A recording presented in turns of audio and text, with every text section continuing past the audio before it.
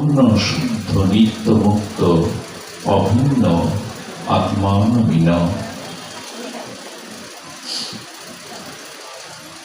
ভগবানের নাম এবং শ্রী ভগবান অভিন্ন তত্ত্ব। ভগবান এবং তার সর্বশক্তি অর্পিত নাম ভগবান অভিন্ন। কিন্তু আশ্চর্যের বিষয় হল, আমাদের অনন্তবার জন্ম হয়েছে। সনাতনী বৈদিক সভ্যতা বলে, বহুমেবে ব্যতীতানি জন্মানি তাবর্জুন। আমার অনন্তবার জন্ম হয়েছে এবং অনন্তবার বা মানুষ রূপেই জগতে এসেছি। বহু শত সহস্রবার বেদাদি শাস্ত্রে ভগবানের নাম মহিমা শ্রবণ করেছি। সাধু সঙ্গে হরিকথা প্রসঙ্গে বহুবার নাম তত্ত্ব শ্রবণ করেছি। কিন্তু আশ্চর্য বিষয় হল, এতবার জন্মের পরে, এতবার মনুষ্য জন্ম লাভ করার পরেও এত বেদাদি শাস্ত্র আর সাধু মুখে নাম প্রসঙ্গ, নাম মহিমা জ্ঞাত হওয়ার পরেও আমার নামে রুচি হলো না। এটা আশ্চর্য নয় কি? বড় বিস্ময়কর হলো, নামে রুচি হলো না।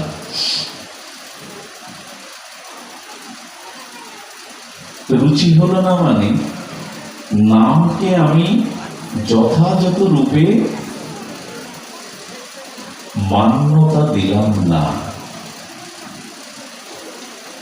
নামকে আমি মানি তো, নাম তত্ত্ব সম্পর্কে জানি, শ্রবণ করেছি, মানি তো, যে ভগবান তার শ্রীনাম অভিন্ন, এটা মানি তো। আশ্চর্যের বিষয় হলো, আমার মতো অনেক মানুষ জীব এটা মানে না। কেন মানে না? এই মুহূর্তে কোনো একটা দিব্য বাণী ভেসে এলো, অমুক স্থানে ভগবান অবতীর্ণ হয়েছে। সকলে ভগবত দর্শনের জন্য উদ্গ্রীব হবেন কিনা, যাবেন কিনা? যথাযথ রূপে কোন মহাজন তত্ত্বজ্ঞ যদি বা উপর থেকে দৈববাণীর দ্বারা যদি জ্ঞাত হই যে অমুক স্থানে ভগবান অবতীর্ণ হয়েছেন, সেটি মৎস্য, কুর্ম, বামন, নৃসিংহ, রাম, কৃষ্ণ যে রূপেই হোক, শুনলে তো সেই স্থানে ভগবত দর্শনের জন্য আমাদের লালসা জাগবে কিনা? কথা বলুন, জাগবে কিনা? সাক্ষাৎ সচ্চিদানন্দ পরম ব্রহ্ম ভগবান অবতীর্ণ হয়েছেন, এটি জানার পরে তার দর্শন আকাঙ্ক্ষা বা পিপাসা, লালসা থাকবে কিনা? অবশ্যই থাকবে। এবং এখানে যারা মহতীজন এসেছেন, তাদের প্রত্যেকের জীবনে ভগবত প্রাপ্তির একটা লালসা আছে কিনা? আমি ভগবানকে প্রাপ্ত হই, এই লালসাটা আমাদের আছে কিনা? না হলে এখানে কেউ আসতেন না। প্রত্যেক জীব হৃদয়ে অনন্ত সচ্চিদানন্দ পরম ব্রহ্ম ভগবানকে পাওয়ার একটা লালসা আছে। আছে কিনা ভগবানকে পাওয়ার লালসা? তো ভগবানকে প্রাপ্তির লালসা আছে, ভগবান অবতীর্ণ হয়েছেন, এরূপ লালসাতে, এরূপ দৈববাণীর দ্বারা আমরা অবশ্যই ভগবান দর্শনের জন্য ছুটে যাব। কিন্তু এখানে কি বলা হলো?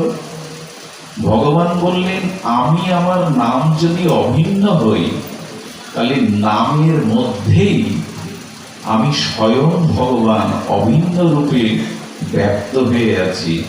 তাই যদি হতো, লালসাই যদি হতো, ভগবত দর্শনের উৎকণ্ঠা যদি হতো, আমি অন্য কোথাও না ছুটে নামের কাছেই ছুটে যেতাম, নামকেই আলিঙ্গন করতাম।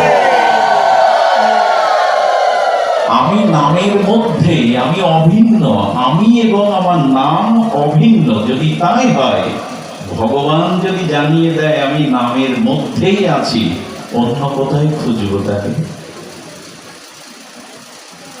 লালসা নাই। আশ্চর্য হলো, এতবার মনুষ্য জন্ম পেয়েও, এত অনন্তবার সাধু মুখে, শাস্ত্রীর মুখে নাম মহিমা তত্ত্ব জেনেও নামকে অনুসন্ধান করলাম না, নামের প্রতি লালসা জাগল না। ভগবান অমুক জায়গায় আছেন এ কথাটি যদি ভগবান নিজে বলতেন আপনাকে, ছুটে যেতেন কিনা? আমি অমুক স্থানে তোমার জন্য অপেক্ষা করছি, তুমি এসো, সকলেই ছুটে যেতেন। ভগবান নিজেই বললেন আমি নামের মধ্যেই প্রকাশ হয়েছি, অথচ নামের কাছে ছুটে যায় না।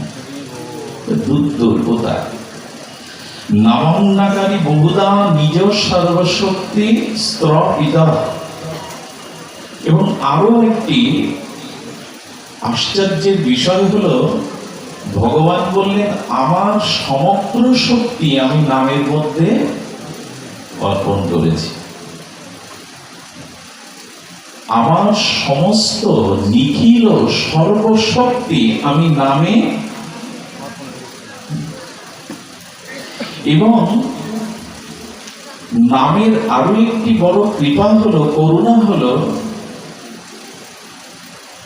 যে নাম কালের দ্বারা, সময়ের দ্বারা, সূচি অসুচির দ্বারা নামে প্রতিবন্ধকতা ভগবান রাখেননি।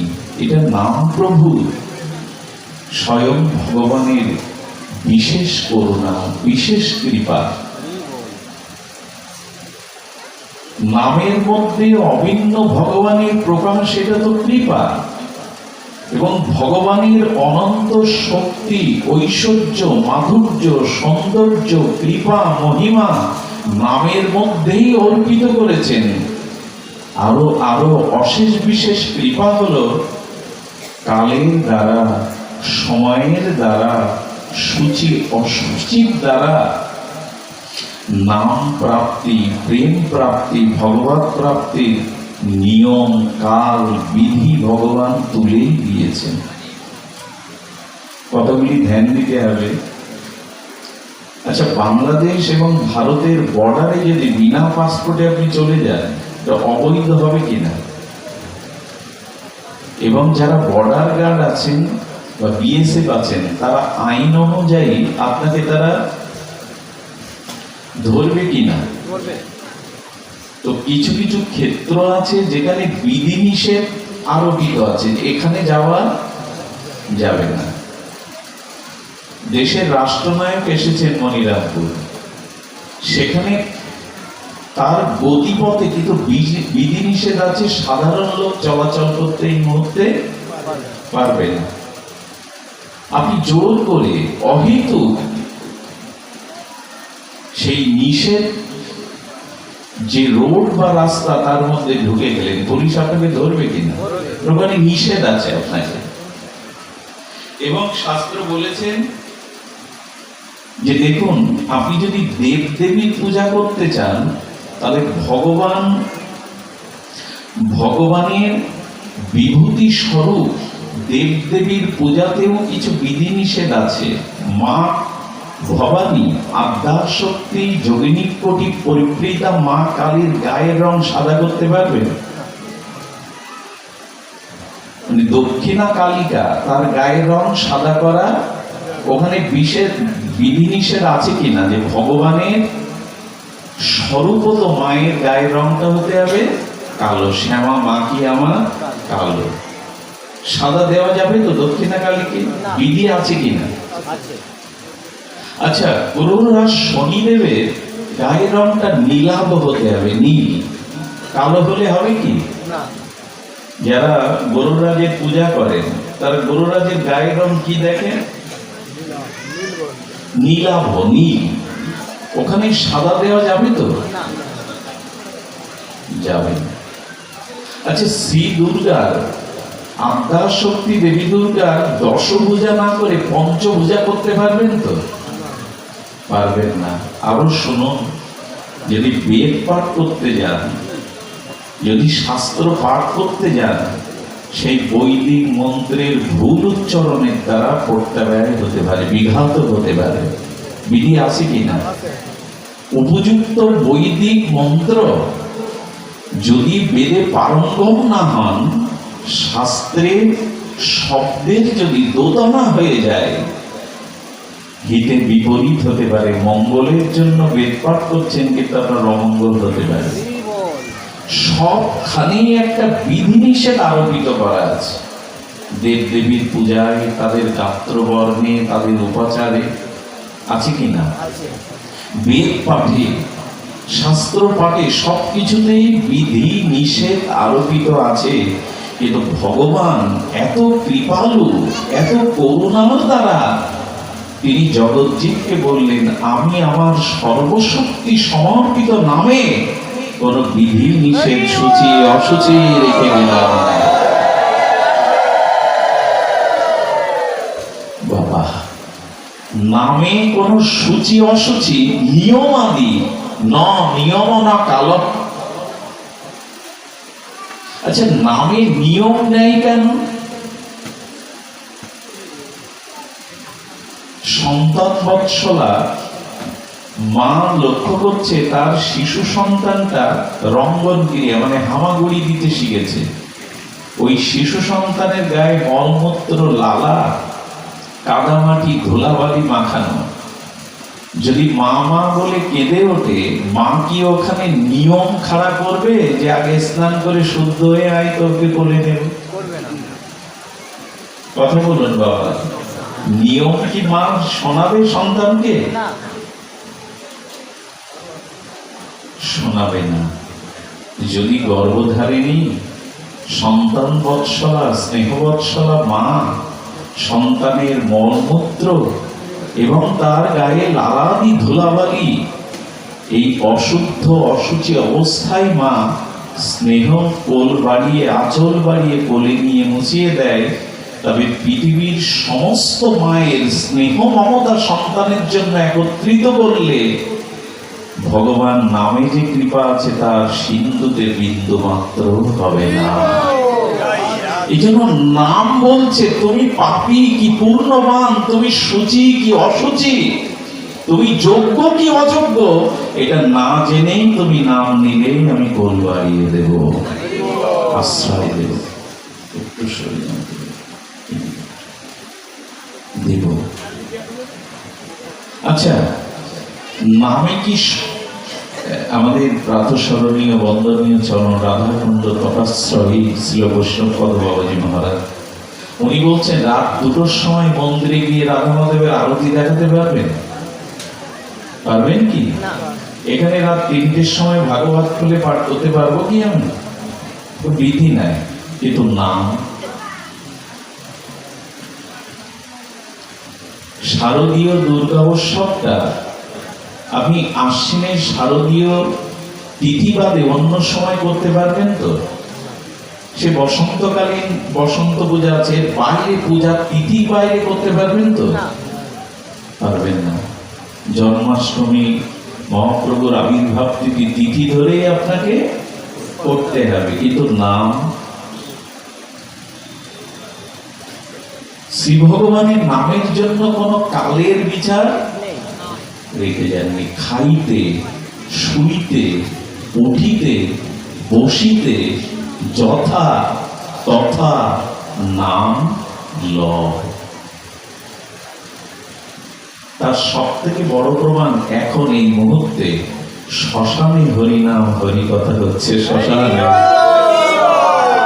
যেখানে সবকে শয়ন করানো হয়, মৃতদের অন্ত্যেষ্টি ক্রিয়া করানো হয়, সেখানে হরিকথা হরিনাম হচ্ছে। আচ্ছা, আগামীকাল আমার বাড়িতে মানসিক কালী পূজা, সে 10টি 5টি জোড়া কালী পূজা ঠিকই আছে, আয়োজন সম্পন্ন, কেনাকাটা সম্পন্ন। আজ রাত্রে আমার ঠাকুরমা মারা গেল, আগামীকাল পূজা, পূজা হবে তো, করা যাবে তো? আমার পুত্রকন্যার বিবাহ স্থির ছিল, আমার ঠাকুরমা বা মাতা ঠাকুরানী কেউ মারা গেল পরিবারে, বিয়ে কালকে দেওয়া যাবে তো?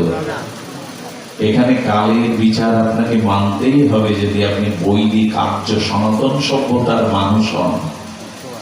কিন্তু যে মানুষটা মারা যাওয়ার কারণে পূজা, বিবাহ, দশবিধ সংস্কার, সমস্ত কর্ম আপনাকে বিরত হতে হলো, কিন্তু যে মানুষটা মারা গেছে তার পাশে বসেই নাম করা যাবে, হরিনাম করা যাবে, তার পাশে বসে করা যাবে কিনা? মৃত ব্যক্তির পাশে বসে হরিনাম করা যাবে কিনা? কালের বিচার নেই, সময়ের বিচার নেই, স্থানের বিচার নেই। এত করুণা নামের প্রতি মহাপ্রভু করে গেছেন, আশ্চর্য। সেই নামে রুচি হলো না, সেই নামে লালসা হলো না। কতটা দুর্ব হলে আমার মতো মানুষ জীবের নামে লালসা জাগেনি, নামকে আঁকড়ে ধরিনি।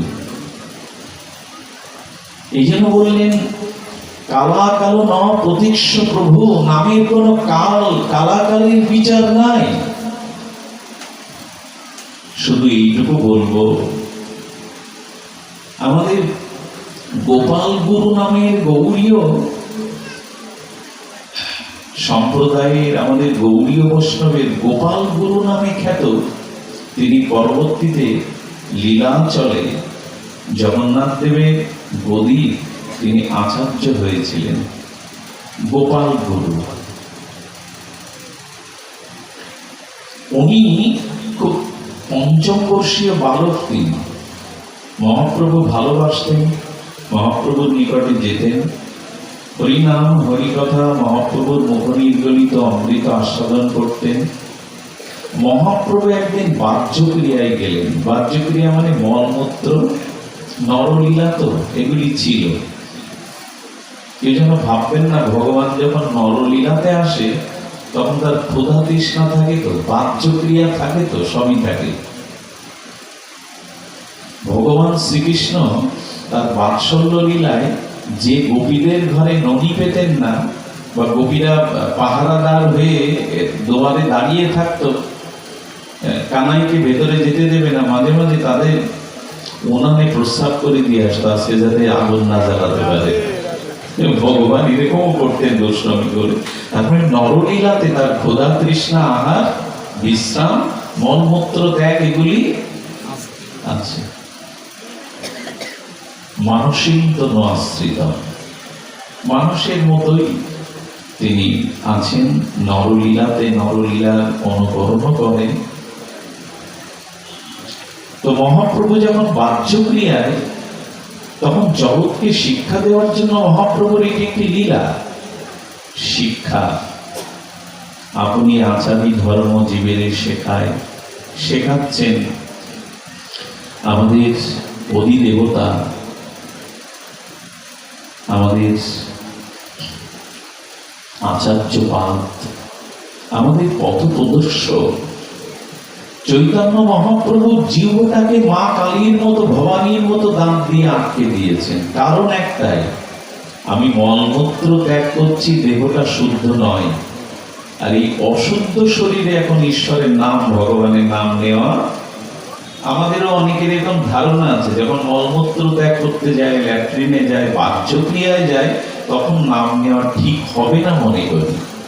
মহাপ্রভু জগৎ শিক্ষার জন্য জিহ্বাটাকে আটকে দিয়েছেন। গোপাল মহাপ্রভুকে সেবার জন্য কিছুটা শৌচের জল এগিয়ে দিচ্ছেন, এগিয়ে দিয়ে দেখছেন মহাপ্রভু মা ভবানীর মতো দন্ত দিয়ে জিহ্বাটা আটকে দিয়েছেন। প্রভু আপনি জিহ্বাটা আটকেছেন কেন দন্ত দিয়ে? গোপাল, আমি বাহ্যক্রিয়ায় গিয়ে মনে করলাম আমার শরীরটা এখন অসুচি, অশুদ্ধ, নাম নেওয়া ঠিক হবে না। কিন্তু সমস্ত ইন্দ্রিয় আমার বশীভূত হলেও জিহ্বা আমার বশীভূত নয়, জিহ্বা তুঙ্গে তাণ্ডবিনী রতিং, আর যেন জিহ্বা বারবার তরঙ্গায়িত হয়ে নাম নিচ্ছে। তো জিহ্বাটাকে শাসন করবার জন্য বাহ্য ক্রিয়ায় অশুদ্ধ শরীরে নাম নেব না বলেই আমি দাঁত দিয়ে জিহ্বা আটকে দিয়েছি। গোপাল তখন হাত জোর করে বলছেন, এই পঞ্চবর্ষীয় বালক প্রভু, তোমার ভুল হলো নাকি? তুমি নামবিহীন, ভগবানের নাম স্মরণবিহীন যদি এই অবস্থায় প্রাণ ত্যাগ করো, তোমার তো গতি হবে না, কৃষ্ণ প্রাপ্তি হবে না। প্রভু, তুমি যে নাম নিচ্ছ না, এই অবস্থায় প্রাণ ত্যাগ করলে তো তোমার গতি হবে না। বিস্ময়কর দৃষ্টিতে মহাপ্রভু তাকিয়ে বললেন, গোপাল, আজ হতে আমি তোকে গুরু বলে স্বীকার করলাম, পরবর্তীতে ভক্তগণ তোকে গোপাল গুরু বলেই মান্যতা দেবে। সেই দিন মহাপ্রভু বললেন, নামে কোনো কালাকাল সূচি অসুচি বিধান রেখে গেলেন না।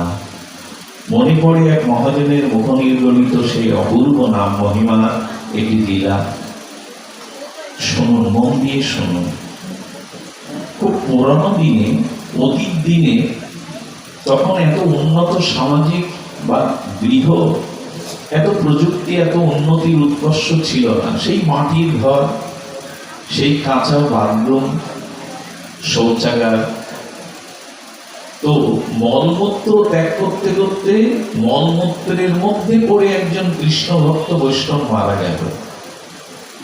তাকে খুঁজতে খুঁজতে বেলা দ্বীপ্রহরে যখন যারা মলমূত্র পরিষ্কার করে তাদের দিয়ে যখন তোলা হলো, ধোয়া হলো, সবাই মুখ ফিরিয়ে নিল। সবাই ভাবলো এত বড় পাপী মলমূত্রের মধ্যে মাথা গুঁজে মরে পড়ে রয়েছে, অথচ সারা জীবন ভগবানের নাম স্মরণ মনন কীর্তন করেছে। তার ছোট ভাইয়ের এই কলঙ্ক, অপমান বড় হৃদয়ের শেলের মতো বিঁধে গেল। তিনি ঘর থেকে বেরিয়ে গেলেন ভারতবর্ষে হিমালয়ের পাদদেশে। যদি কোনো ত্রিকালজ্ঞ যোগীর কাছে জানতে পারি আমার দাদার কি গতি হয়েছে, তখনই আমি গৃহে ফিরবো, তার আগে ফিরবো না। গ্রামের সকলেই কলঙ্ক দিচ্ছে, কিন্তু ছোট ভাই জানে তার দাদা কত নাম নিষ্ঠ, ভগবত নিষ্ঠ, পরম বৈষ্ণব। তিনি মলমূত্রের মধ্যে দেহ রাখলেন, তার গতি হয়নি। এই অভিশাপ আমাকে জানতে হবে, তার গতি কি হলো। দীর্ঘ 25 বছর পথ পরিক্রমায় ভারতে ভ্রমণ করতে করতে ত্রিকালজ্ঞ যোগী ঋষিদের কাছে যেতে যেতে দীর্ঘ 25 বছর পর হিমালয়ের পাদদেশে এক ত্রিকালজ্ঞ অনুভবী যোগী বললেন, তোমার দাদার গতি কি হয়েছে এটা তোমাকে শোনাবো না, দেখাবো, তুমি অপেক্ষা করো। কিয়ৎক্ষণ পরে দেখছেন এক নবীন সুদর্শন সন্ন্যাসী ভগবানের দিব্য নাম তেজময় শরীরে, দিব্য শরীরে হরিনাম করতে করতে চলেছেন হিমালয়ের পাদদেশ দিয়ে। তার পেছনে সহস্র সহস্র নবীন সন্ন্যাসী, তার আশ্রিত শিষ্যগণ চলেছে ভগবানের দিব্য নাম সংকীর্তন করতে করতে, আকাশ বাতাস মুখরিত করে। সঙ্গে সঙ্গে বললেন, তুমি আমাকে স্পর্শ করো। ত্রিকালজ্ঞ যোগীকে স্পর্শ করে বললেন, সামনে তাকাও। ওই যে সামনে নবীন তেজস্বী সৌন্দর্য মাধুর্যের আর এমন দীপ্তময় শরীর নিয়ে হরিনাম করতে করতে চলেছেন, উনি হলেন তোমার দাদা ঠাকুর। পেছনে কারা জানো? ওই মলমূত্রের মধ্যে যেসব কীটাণু কীট ছিল, তোমার দাদার মুখে হরিনাম শ্রবণ করতে করতে ওই মলমূত্রে পতিত হওয়ার পরে তোমার দাদার দিব্য বৈষ্ণব শরীরে হরিনাম শব্দের দ্বারা যে কীটগুলো তার দেহের স্পর্শে আঘাতে মারা গিয়েছিল, তারা দুর্লভ মনুষ্য জন্ম পেয়ে সুকৃতি লাভ করে ভগবানের ভক্ত হয়ে হরিনাম করতে করতে চলেছে। কি আশ্চর্য! মলমূত্র ত্যাগের মতো সময়েও ভগবানের নাম নেওয়া যাবে। এত কৃপা, এত করুণা, এত সহজ শব্দ করে দিলেন, কিন্তু মানলাম না। রুচি হলো না। এই জন্য শাস্ত্রে বলেছেন যে ভগবানের দিব্য নাম এটি কালাকাল, সময় অসময়, সূচি অসুচি কোন নিয়মের বেড়াজালে আবদ্ধ রাখেননি। সমস্ত শক্তি অর্পিত করেছেন নামে। দুর্দৈব আমাদের, দুর্ভাগ্য আমাদের, নানা রাগ, নামে অনুরাগ হলো না, নামে প্রীতি হলো না। নামে যদি অনুরাগ হতো, দেখুন শাস্ত্রে বারবার বলেছেন গোবর দিয়ে, গোময় গোবর দিয়ে কখনো রসগোল্লার রস পাওয়া যাবে? যায় কি? যাবে কি বাবা? কিন্তু ভগবানের পাথরের ধাতু বিগ্রহের মধ্যে প্রেম ভক্তির রস পাওয়া যাবে। কারণ পৃথিবীর কোন বস্তুর মধ্যে, এই জাগতিক সংসারে কোন প্রাকৃত বস্তুর মধ্যে, সেই বস্তুর নামের মধ্যে সেই বস্তুর একান্ত অভাব আছে। কথাটি বহুবার আমরা আলোচনা করেছি, শ্রবণ কীর্তন করেছি। পুনরুক্তি করলে অত্যুক্তি হবে না, রসভঙ্গ হবে না। পাথরের বিগ্রহের মধ্যে সচ্চিদানন্দ আনন্দ ঘন প্রেম রস পেতে পারেন, কিন্তু গোবরের মধ্যে রস, মিষ্ট রস পাবেন না, কোনো কালেই পাবেন না, কোনো যুগেই পাবেন না। কিন্তু পাথরের মধ্যে প্রেম ভক্তির রস পাওয়া যাবে, কারণ ওটা অপ্রাকৃত আর জগতের পদার্থ প্রাকৃত। তেমনি পৃথিবীর সংসারের কোন বস্তুর, কোন নামের মধ্যে ওই বস্তুর নিতান্তই অভাব। কি করে বোঝায়? নির্ধনী ব্যক্তি যদি সারা জীবন 10 বছর 12 বছর একান্তে ধ্যান করে টাকা টাকা বলে জপ করে, টাকা আসবে তার কাছে? সারা রাত যুগ যুগান্তর কেউ যদি অভাব ঘোচানোর জন্য টাকা টাকা টাকা টাকা বলে জপ করে, সে ধনী হবে কি? কর্ম না করলে, আইন না করলে, ব্যবসা না করলে, চাকরি না করলে, শুধু টাকা ও জপ করে কেউ ধনী হয়েছে কি আজ পর্যন্ত? তার মানে টাকা শব্দের মধ্যে প্রকৃত টাকা নাই। আচ্ছা, এখানে কারো পিপাসা লাগতে পারে, এই তাপের মধ্যে ঘর্মাক্ত শরীরে, ক্লান্ত শরীরে আপনার পিপাসা লাগতে পারে। তো পিপাসাক্ত ব্যক্তি যদি এখানে 2 ঘন্টা বসে জল জল জল জপ করে, তৃষ্ণা নিবারণ হবে না। কেন হবে না? কারণ সাংসারিক কোন পদার্থের মধ্যে, সাংসারিক কোন শব্দের মধ্যে ওই বস্তু নাই। ছেলে আপনার সন্দেশ খেতে চাইছে, বাড়িতে সন্দেশ নাই, বাজারে যাওয়া সম্ভব নয়। যদি সন্দেশ লিখে হাতে দিয়ে বলেন এই নে সন্দেশ, এই জপ কর, সন্দেশ সন্দেশ, ছানা চিনি মিশ্রিত ওই অপূর্ব সন্দেশের স্বাদ জিহ্বায় আসবে সন্দেশ জপ করলে? কারণ টাকা শব্দের মধ্যে টাকা নেই, টাকারও পদার্থের মধ্যেই টাকা আছে। সন্দেশ শব্দের মধ্যে মিষ্টতা নাই, ছানা চিনি মিশ্রিত ভিয়েনের পাকের যে বস্তু সন্দেশ, ওর মধ্যে মিষ্টতা আছে। জল শব্দের মধ্যে তৃষ্ণা নিবারণকারী শক্তি নাই। জল পানীয়, নির্মল শীতল জলের মধ্যেই তৃষ্ণা নিবারণের ক্ষমতা আছে, শব্দের মধ্যে নেই। কিন্তু ব্যতিক্রম হলো ভগবানের নামের মধ্যেই ভগবান আছে।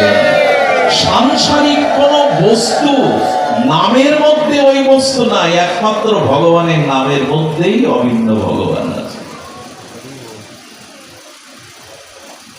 কিন্তু মানলাম না। প্রভু জগতে কোন বস্তুর নাম ধরে ডাকলে সেই নামের মধ্যেই ওই বস্তুর একান্ত অভাব থাকতে পারে, কিন্তু তোমার নাম এবং তুমি অভিন্ন। তোমার নাম এবং তুমি অভিন্ন। এই জন্য বিশ্বাস করে দৃঢ়তার সহিত নামকে আগলে ধরুন, নামকে মানুন। নামকে জানুন তত্ত্বত এবং নামকে গ্রহণ করুন। সাধ্য সাধন তত্ত্ব যা কিছু সম্বল, হরিনাম সংকীর্তনে বিশাল সকল। সমস্ত এক হরিনাম নিষ্ঠার সহিত গ্রহণ করলে যাবতীয় শুভকর্ম, পূজা, দান, ধ্যান, তীর্থকর্ম যা কিছু সব এক নামের মধ্যেই মিশানো। কিছু মনে করবেন না, এক কৃষ্ণ নামের সমান যদি 10,000 অশ্বমেধ যজ্ঞের তুলনা করা হয়, নামে অপরাধ হবে। আবার বলি, এক কৃষ্ণ নামের সাথে যদি কয় হাজার যজ্ঞ, 10,000 অশ্বমেধ যজ্ঞ এক করেন, তবু নামের মহিমা পূর্ণতার কারণে নাম অপরাধ হয়ে গেল। অর্থাৎ এক কৃষ্ণ নামের সমান 10 সহস্র অশ্বমেধ যজ্ঞ সমান নয়। এসব কথা শুধু জানবো, শুধু এইভাবে আপনাদের মন ভোলানো, ভালো শব্দ দিয়ে বোঝাবো, নিজে বুঝবো না, নিজে মানবো না, নিজে নাম গ্রহণ করবো না।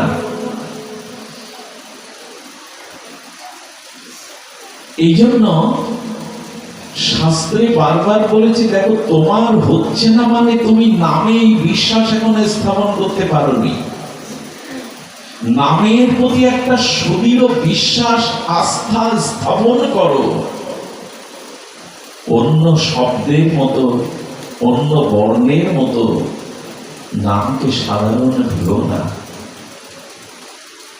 নামকে সাধারণ মনে করা উচিত নয়। এই জন্য শাস্ত্র কি বলেছেন জানেন? সাধু সঙ্গে হরিকথা হরিনাম যেদিনটা শ্রবণ হয়নি, যার হয়নি, তার জন্য সেই দিনটা বন্ধা দিন। তারপরে বন্ধা রমণী যেমন মাতৃত্বের স্বাদ পায় না, গর্ভে সন্তান ধারণ করে তার নারী জন্মের সফলতা, সার্থকতা আসে না, মা ডাক না শুনতে পারলে নারী জন্মের যেমন সার্থকতা আসে না, সে বন্ধা নারী কখনো মা ডাক শুনতে পাবে না। তেমনি যে ব্যক্তি সাধু সঙ্গে হরিনাম হরিকথা যেদিন শুনল না, সেই দিনটাই ভগবান বলেছে তার জন্য বন্ধা দিন। যেদিন হরিনাম নেওয়া হলো না, হরিকথা সাধুমুখে শ্রবণ হলো না, এই দিনটা দুর্দিন, বন্ধা দিন তার জন্য।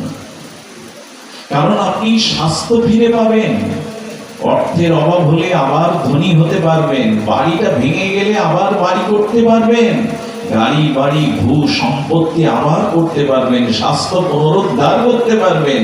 কিন্তু সময়কে অবহেলা করলে পুনরায় সেই সময় ফিরে পাওয়া যাবে না। যাই এই জন্য যারা এসেছেন হরিকথা সাধু সঙ্গে শ্রবণ করছেন, আজকে আপনাদের মঙ্গলময় দিন, সুদিন, প্রাপ্তির দিন, প্রাপ্তির দিন। বারবার মনে পড়ে, নাম মহিমা বলতে গেলেই না কিছু মানুষ বিশ্বাস করতে পারে না। নামের মহিমা এরকম, যেমন বলা হয়েছে, সারা জীবন পাপাচার করে, অশুদ্ধ আচার করে, সারা জীবন ভগবানের নাম গ্রহণ না করেও কেউ যদি মৃত্যুর সময় ভগবানের দিব্য নাম উচ্চারণ করতে পারে, তারও সদ্গতি হয়, তারও পরাগতি হয়। সারা জীবন ভজন করেনি, সারা জীবন নামাশ্রয় করেনি, কিন্তু মৃত্যুর সময় যদি একবার ভগবানের দিব্য নাম উচ্চারণ হয়। এই কথা বললে কি বলে জানেন? আমি আপনাদের একটু অনুরোধ করবো, কবিরাজ কৃষ্ণ গোস্বামীর পক্ষ থেকে, দয়া করে যদি ভক্তি চান, সুদৃঢ় ভক্তি, বিশ্বাস, শ্রদ্ধা চান, তাহলে বলবো তার্কিকদের থেকে 100 হাত দূরে থাকুন, আরো 100 হাত দূরে থাকুন, 200 হাত দূরে কুতার্কিকদের থেকে। তর্ক যারা করে তাদের থেকে সতর্ক। মাঝে মাঝে দেখবেন লরি, ট্রাকের পিছনে খুব ভালো ভালো বাণী লেখা থাকে, 100 হাত থাকে কিনা? মাঝে মাঝে আমি আবার ওগুলো দেখি, জন্ম থেকেই জ্বলছি। আমার মনে হয় আমিও তো জন্ম থেকে রোগ শোকে জ্বলছি। ডিজেল যেখানে থাকে ওইটা লেখা থাকে জন্ম থেকেই, খুব ভালো ভালো বাণী লেখা থাকে। আরেক জায়গায় পড়েছিলাম, বাণীটা লিখে রাখবেন তো ঘরে দরজার সম্মুখে লিখে রাখবেন, খুব ভালো। ধরো, পড়ো, হও, পাও, সব দুটো করে অক্ষর। ধরো, করো, হও, পাও। কি অপূর্ব! ধরো মানে সাধুগুরুর চরণকে আশ্রয় করো, ধরো। আর সাধুগুরু আশ্রয় করে শাস্ত্রের বাণী আচরণ করো। যখন করবে তখন হয়ে উঠবে, যোগ্যতা সম্পন্ন হবে, আর তখন পাওয়াটাও এসে মিলবে। ধরো, করো, হও, পাও। কিছু কিছু বাণী খুব ভালো লেখা থাকে। এই বাংলাদেশে বাস করে প্রায় প্রতিদিন রোডে চলতে গিয়ে বড় বড় পরিবহনের বা বড় বড় কোর্সের পেছনে কত ভালো লেখা জানে। ওই যে নামাজ কায়েম করো, বেহেশতের চাবি হলো নামাজ। নামাজ শব্দটা আমার একটু ভালো লাগে কেন জানেন? ওর মধ্যে নাম শব্দটা জড়িত আছে। নাম আজ, নামাজ মানে নাম আজ। আজই নাও তার নাম, আজই নাও, বিলম্ব করো না। আগামী দিনের সূর্য তোমার জন্য নাও উঠতে পারে। নাম আজ, বিলম্ব করো না, সময়ের প্রতীক্ষা করো না। তোমার জন্য আলাদা করে সময় বরাদ্দ হবে না, সময়ের বরাদ্দ তোমার জন্য নাই। তস্মাৎ সর্বেষু কালেষু মনঃশ্বর যুদ্ধশ্চ। একটা কথা বলি, খুব মার্মিক কথা। সেটি হলো, কুতার্কিকদের থেকে, তর্কবিদদের থেকে 200 হাত দূরে থাকুন যদি ভক্তিকে রক্ষা করতে চান। কারণ এই কথা শুনে আমার মতো অনেকেই কুতার্কিকগণ বলেন, সারা জীবন সদাচার করলো না, সৎ কাজ করলো না, দান ধ্যান করলো না, পুণ্যকর্ম ভজন করলো না, অথচ মৃত্যুর সময় ভগবানকে ডেকে পার হয়ে যাবে। তোমাদের এসব কথা রেখে দাও। নাম সম্পর্কে অন্তত এরকম কুতর্ক কানে নেবেন না। রাবণ কখনো রাম নাম নেয় না, অথচ রাবণ কার শিষ্য? রাবণ কার শিষ্য? ভগবান শিবের শিষ্য, না বলে চেলা বলাই ভালো। রাবণ হলো শিবের, ভগবান শিবের চেলা। শিব ঠাকুর বললেন, পঞ্চমুখে ভগবানের নাম আমি সর্বদা করি, আর আমি যাকে চেলা করলাম সে একবারও রাম নাম নেয় না। কবে নেবে আমার রাম নাম, প্রভুর নাম? রাবণ কি বলতো জানেন? রাবণ যদি কারো কাছে রাম প্রসঙ্গে জিজ্ঞাসা করতো, তা বলতো, ওই বনবাসী তপস্বী কেমন আছে, কি করছে? রাম মুখে নেবে না, বনবাসী তপস্বী কি করছে। বাবা, রাম নামটাও কেউ যদি নেয় সহ্য করতে পারে না। কিন্তু বিভীষণ যে রাম নাম লিখে রেখেছিল ঘরে, বিভীষণ ঘরের মধ্যে একজন গিয়ে বলছেন, লঙ্কেশ, ত্রিলোক বিজয়ী আপনি, ভগবানের নাম নিলে তার মুন্ডু কাটেন। ঋষিরা একবার বললেন, আমরা তো বিরক্তি মানে সংসার ত্যাগী ব্রহ্মচারী, আমাদের কাছে কি নেবে রাবণ? রাবণের রাক্ষসরা বনে তপস্যা করত, যে ঋষি বিরক্তি প্রদান, তাদের মেরে ফেলতো। তো তারা বলছে, আমরা বিরক্তি, আমাদের কাছে রাবণের কি চাই? বলে, বিরক্তির মধ্যে রক্তি অর্থাৎ রক্ত শব্দটা আছে। রাবণ বলেন, কিছু না থাক, ওদের রক্ত নাও। রাবণ এরকমও ছিল, ঋষিদের মুনিদের রাক্ষস দিয়ে হত্যা করত, তপবনে তপস্যা করতে দিত না। তো সেই রাবণ রামচন্দ্রকে রাম বলে কখনো ডাকেননি। তপস্বী বনবাসী কি করছে? মনে করে একজনকে সভাপতি করা হয়েছে, জানেন তো? তিনি কথা মোটে বলতে পারেন না, লেখাপড়াও জানেন না, টাকা টাকা আছে, একটু প্রভাব আছে, সভাপতি করা হয়েছে। ওনাকে ও মানে সংবর্ধনা দেয়া হয়েছে, ফুল মালা টালা দিয়ে সংবর্ধনা দেওয়া হয়েছে। ওনাকে দুটো কথা বলতে বলা হয়েছে। এখন উনি উঠে মাইক নিয়ে বলতে যাবেন, যারা আমাকে সংবর্ধনা দিলেন তাদের ধন্যবাদ, কিন্তু সংবর্ধনা কথাটা ওনার জিহ্বায় এবং ও বারবার খুঁজে বেড়াচ্ছে, হাতড়াচ্ছে। সংবর্ধনা শব্দটা ওনার ঠিক জিহ্বায়, কি করবে মাইক নিয়ে তো দাঁড়িয়ে থাকা যায় না, খাড়া থাকা যায় না। তখন বলছেন ওনারা আমার জন্য যা করেছে তাতে ধন্যবাদ। সংবর্ধনা আসছে না তো। রাবণের দশা হলো রাম মুখে নেবে না, বনবাসী তপস্বী কি করছে। শিব ঠাকুর অপেক্ষা করে আছে, বাবা একবার অন্তত মরার আগে বলিস প্রভুর নাম। আমি শিষ্য করলাম তো আমার তো অন্তত মর্যাদা রক্ষা করবি। বলেছিল একবার, যেদিন রামচন্দ্রের মৃত্যুবান নাভিতে গিয়ে বিদ্ধ হয় রাবণের, তখনই কেবল একবার রাম এই উচ্চারণ করেছিলাম। জেনে রাখুন, বাল্মীকিজি বলছেন ওই একবার রাম নামের কারণে রাবণের সদ্গতি হয়েছিল, পরাগতি হয়েছিল, একবার নামের কারণে। কুতার্কিকদের কথা শুনবেন না।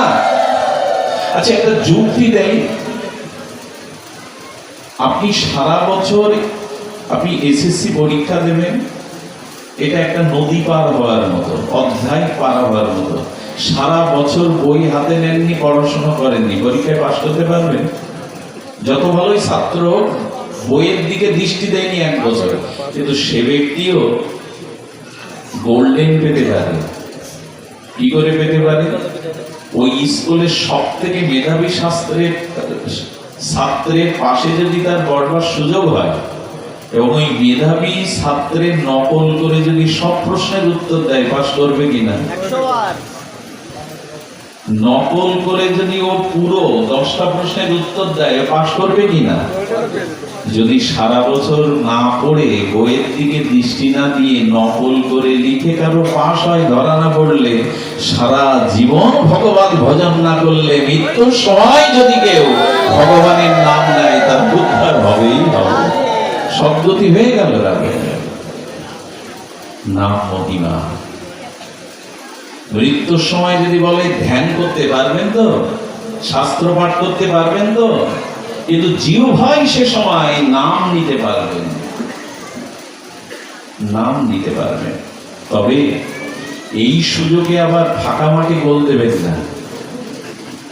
যদি এইরকম মনে করেন ঠিক আছে পড়বো না, টুকেই পাস করবো, সবসময় কিন্তু সে সুযোগ হবে না। যদি মনে করেন একবার বললেই যখন হলো, বাবা তুমি আর যা বলছো সবসময় নেব কি মৃত্যুর সময় বলবো?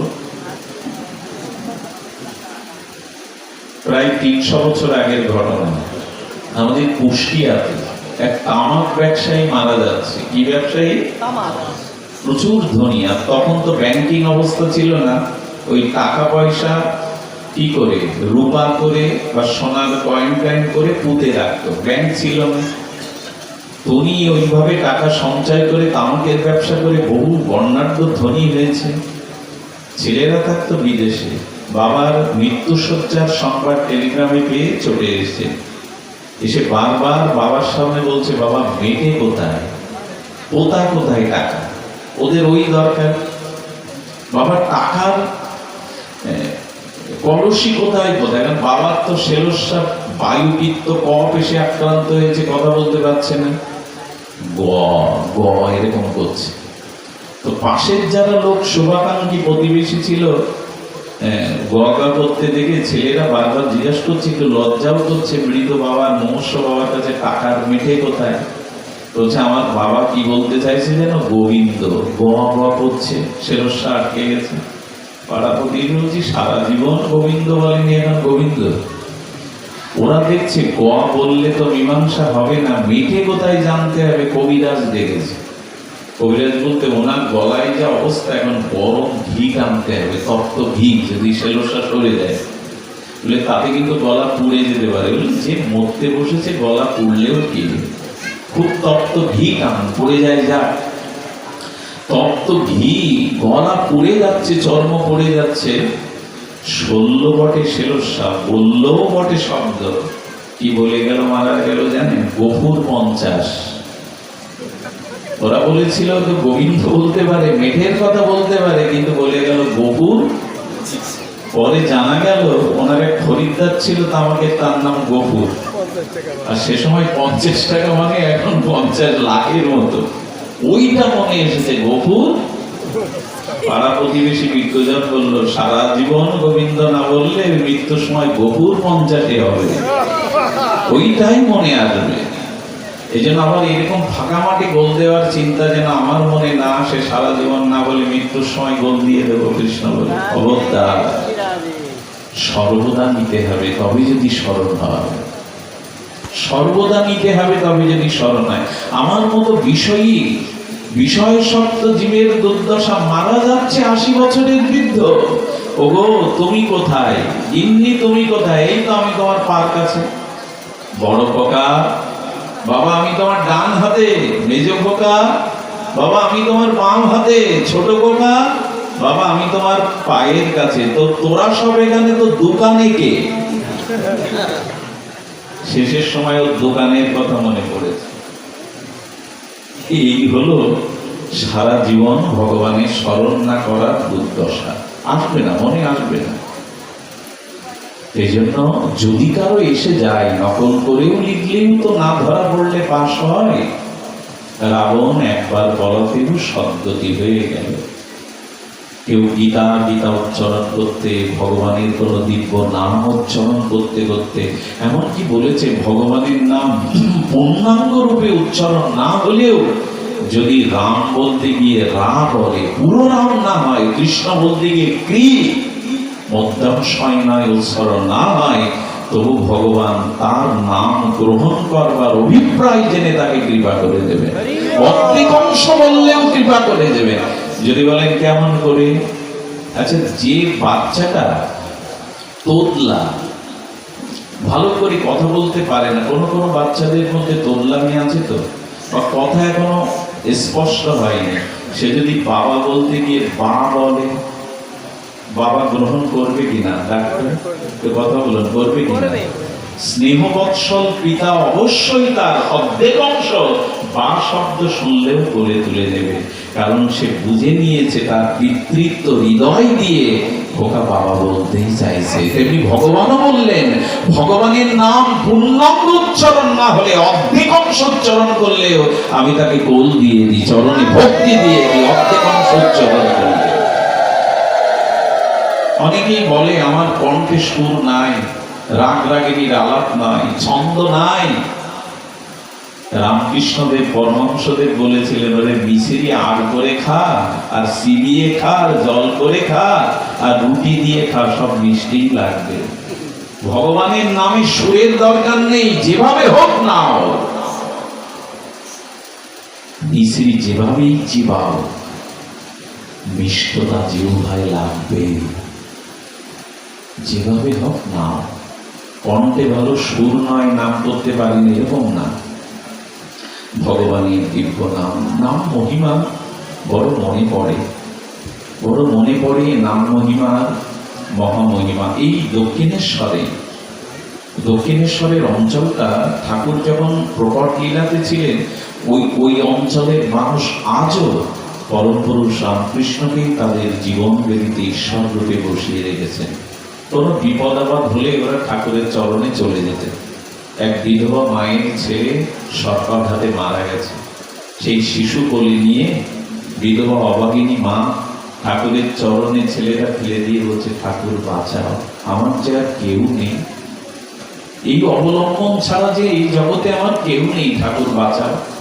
ঠাকুর শিশু সুলভ ভঙ্গিমায় মুদ্রাকারে বললেন, রে আমি কি করবো রে, মহামায়ার এই চক্রে সবাই তো মৃত্যু কবলিত, আমার কি করা আছে? ঠাকুর তুমি সমাপ্ত মহাপুরুষ, তুমি পারো, তুমি আমার ছেলেকে ফিরিয়ে দাও। ঠাকুর রামকৃষ্ণ অর্ধ নির্মিত চোখকে ধ্যান নেত্রে কাকে যেন স্মরণ করছেন, শীতল দাস বাবাকে স্মরণ করছেন। উনি তখন বৃন্দাবনে, ওনার জীবনচরিতে পড়েছি, শীতল দাস বাবাজি মহারাজ নাম নিঃস্ব মহাপুরুষ, বৃন্দাবনে নাম করতেন, ওনাকে স্মরণ করেছেন ঠাকুর। ওদের ইন্টারনেট কিছু আলাদা, ওদের নেট আমাদের মতো না। ওই যে স্মরণ করেছে, কিভাবে উড়ে বিমানের মতো যে এলো, এসে বলছেন আমাকে কেন স্মরণ করেছো ঠাকুর? ওই দেখো বিধবার একমাত্র অবলম্বন, বাঁচা। ঠাকুরের দিকে তাকিয়ে বলছেন, ওটা তো আপনি পারেন, আমাকে কেন ডাকলেন? আমি পারতাম, আমি পারি, তবে কাজটা তোমার, তুমি বাঁচা। নাম নাও, কি বলবো আপনাদের, গল্প শোনাতেই ব্যাস আসলে বসিনি। শীতলদাস বাবার চরিত্রে, এই নামনিষ্ঠ মহাপুরুষের চরিত্রে পড়েছি, উনি ওই বাচ্চাটার দিকে ঘিরে ঘিরে নাম করতে লাগলেন, ছুঁয়ে নাম করতে লাগলেন। নাম হলো মৃত সঞ্জীবনী সুধা। আজও হয়, আমাদের সেই বিশ্বাস নেই বলে আজ প্রমাণ দিতে পারবো না, তবে আজও হয়। যার কারণে নামের প্রতি সুদৃঢ় বিশ্বাস আছে, নাম নিতে নিতে বিধবার একমাত্র আঁচলের ধন মা মা বলে কেঁদে উঠল, জীবন ফিরে পেল। এই হলো হরিনাম, এই হলো হরিনামের সঞ্জীবনী সুধা। আজও হয়, মৃতের জীবন নামের দ্বারা আজও হয়, আজও হয়। এই জন্য নাম সম্পর্কে বলতে গিয়ে এইটুকু বলবো, আমরা নামকে যেন মান্যতা দিই, নামকে যেন গ্রহণ করি। বারবার বলা হয়েছে নিজের আত্মকল্যাণের জন্য অন্তত কলিযুগে আপনি যে মার্গের সাধন হন। এবং একটা জিনিস লক্ষ্য করেছেন, সনাতন ধর্মে বহু মতপথ আছে, সেই মতপথের ভিতরে সাম্প্রদায়িক ভাবনাও আছে। কারো মতের সাথে কারো মতের মিল নাই, 5টা মিল আছে তো 10টা মিল নাই। কোন সম্প্রদায়ের সাথে কোন সম্প্রদায়ের সব বিধিবিধানে ভিন্নতা আছে, কিন্তু একটা জায়গায় কলিযুগে সব সম্প্রদায়ের একক সিদ্ধান্তে পৌঁছাতে পারে একটা বিষয়, নামে। আপনি দেখান এই কলিযুগে যত সম্প্রদায় আছে, কোন সম্প্রদায়ের নাম বাদ দিয়ে কেউ ধর্মাচরণ করছে কিনা? খোল করতাল বাজিয়ে, দিব্য আরতির দ্বারা, সে ঢাক ঢোল কাসর বাজিয়ে নৃত্য কীর্তনের দ্বারা এমন কোন সম্প্রদায় নেই, এমন কোন মঠ মন্দির নেই যেখানে সকাল সন্ধ্যা বাদ্যযন্ত্র সহকারে নৃত্য গীতের দ্বারা কীর্তন না হয়। একটা সম্প্রদায় দেখান আমাকে। ভিন্নতা থাকতে পারে, মতের অমিল থাকতে পারে, কিন্তু কলিযুগে সমস্ত সম্প্রদায়ের মানুষের নামের জায়গায় সবাই এক। আচ্ছা, যে সম্প্রদায়ের মানুষ যদি কেউ মারা যায়, সনাতনী হিন্দু, শ্মশানে যাওয়ার সময় কি নাম করবে একটু বলুন? তারক ব্রহ্ম, হরিনাম করবে কিনা? খবরদার, এটা এখন আবার আমার মাঝে মাঝে ভয় হয়, এটা ওকে বদলে দেয় কিনা, যে আমরা তো ওই নাম না আমাদের, আমরা মরা ব্যক্তির পেছনে ওই বলবো না। কেউ যেন নাম বদলায়।